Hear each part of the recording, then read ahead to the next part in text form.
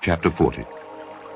And it came to pass after these things that the butler of the king of Egypt and his baker had offended their lord the king of Egypt.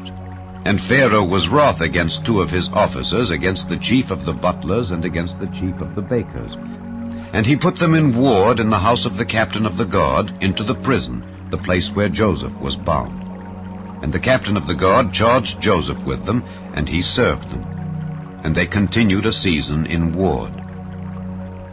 And they dreamed a dream, both of them, each man his dream in one night, each man according to the interpretation of his dream, the butler and the baker of the king of Egypt, which were bound in the prison. And Joseph came in unto them in the morning, and looked upon them, and behold, they were sad. And he asked Pharaoh's officers that were with him in the ward of his lord's house, saying, Wherefore look ye so sadly today? And they said unto him, We have dreamed a dream, and there is no interpreter of it.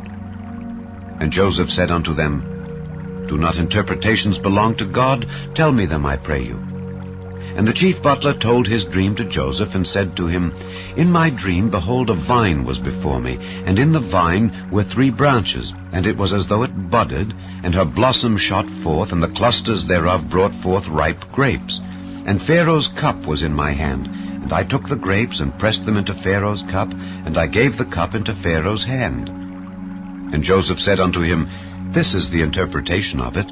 The 3 branches are 3 days.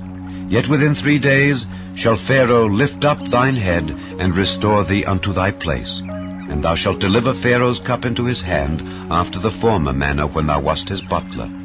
But think on me when it shall be well with thee, and show kindness, I pray thee, unto me, and make mention of me unto Pharaoh, and bring me out of this house. For indeed I was stolen away out of the land of the Hebrews, and here also have I done nothing that they should put me into the dungeon. When the chief baker saw that the interpretation was good, he said unto Joseph, I also was in my dream, and behold, I had 3 white baskets on my head. And in the uppermost basket there was of all manner of bake meats for Pharaoh, and the birds did eat them out of the basket upon my head. And Joseph answered and said, This is the interpretation thereof. The 3 baskets are 3 days.